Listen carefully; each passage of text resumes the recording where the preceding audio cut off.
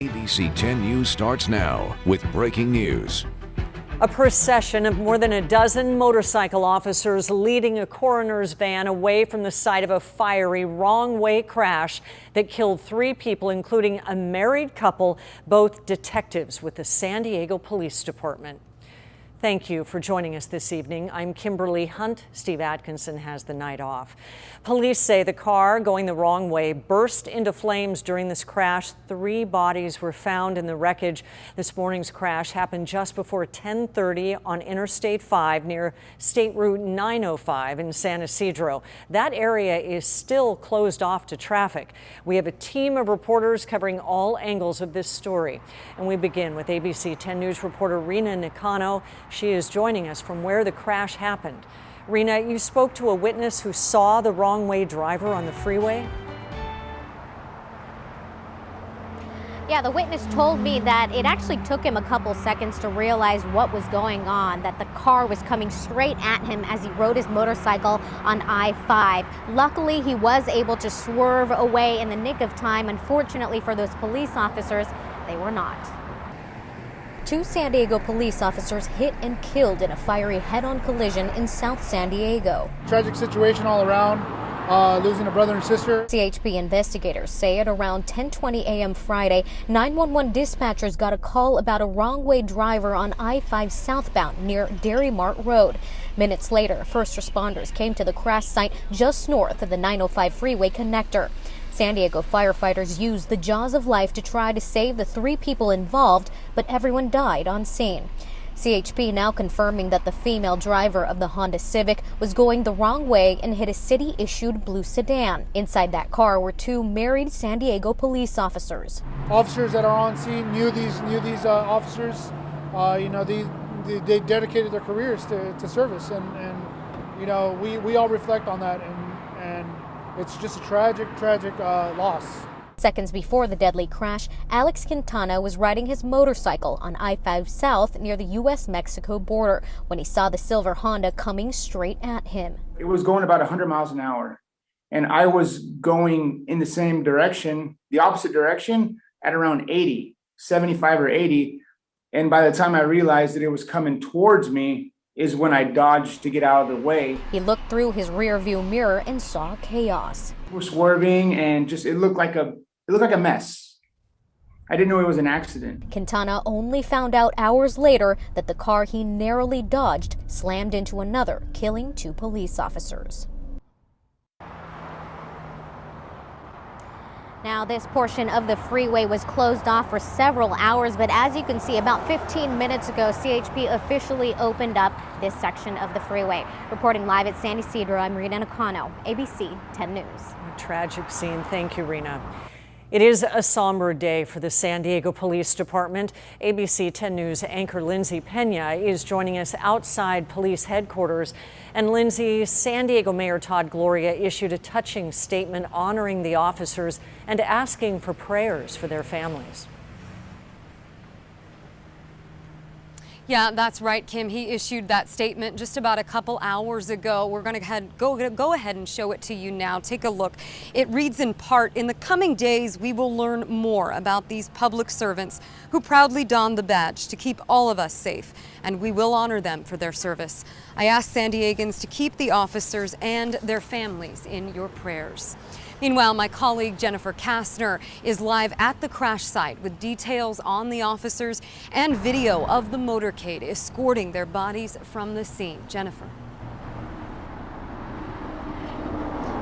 Yeah, Lindsay, the chief has not yet spoken to us, but according to multiple sources with close ties to the San Diego Police Department, the 2 officers who were killed in this crash, they were husband and wife, and they went through the academy together. In fact, we're told they were hired on the same day in 2012, and they were both promoted to be detectives on the same day in 2018. Let's go to our video now. This is a heavy and emotional night for the San Diego Police Department, a very painful one for fellow officers. A few hours ago, we witnessed the bodies of the two officers draped in American flags being placed into the coroner's vehicle.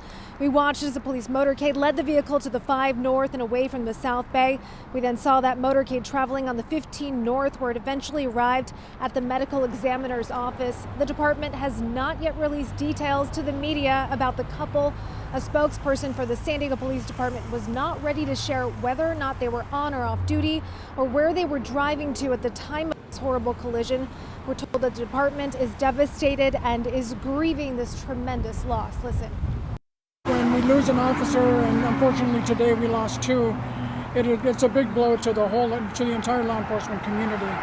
And needlessly, especially when you have an accident like today, it's a family, so everybody knows each other pretty well, and I'm sure it's hitting everybody as they're hearing the news across the different substations. And at this time, the names of the 2 officers have not been released to the media. Reporting live tonight, Jennifer Kastner, ABC 10 News. Thank you, Jennifer. Coming up at 5:30, we're going to have more on this disturbing trend that we've seen on our local freeways. We've seen more wrong way crashes, and we're going to tell you more details about those coming up again at 5:30. For now, we are reporting live at San Diego Police Headquarters. Lindsay Pena, ABC 10 News. Kim? Yes, thank you, Lindsay. Such deep pain for the San Diego Police Department. Our thoughts with them tonight. And you can stay up to date with any developments on this story by downloading our free mobile app. Just go to the App Store and search 10 News. And now to coronavirus. As California prepares to reopen on June 15th, workers will have to keep their masks on unless every employee in the room is fully vaccinated against COVID-19. ABC 10 News reporter Leah Pizzetti explains how these revised rules have a big impact on public service industries. After a back-and-forth conversation, Cal OSHA's most recent vote says employees can only take their masks off at work if every single person in the room is vaccinated. And even if one is not, all employees have to keep their masks on. We have seen this in the past where Cal OSHA has been more stringent, has had higher thresholds of what it deems safe and healthy environments. And in fact, we do have empirical work and empirical evidence that it has done a better job in protecting employees. University of San Diego law professor Orly LaBelle says she's not surprised that the agency, which is ultimately the final say on workplace rules, is being more strict than CDC guidance and state plans. As long as there are people who are not being vaccinated, who are choosing not to vaccinate, we need to still be at some, high level of safety or caution. This means for public service industries where people come and go and vaccine status cannot be verified, all employees will have to keep their masks on. There is growing frustration in the restaurant community. Katie Hansen with the California Restaurant Association says this simply doesn't make sense. Someone can work a lunch shift, have to wear a mask the entire time, go home, change out of their work clothes, relax in the afternoon, go back out to dinner at that very same restaurant with their family or friends unmasked.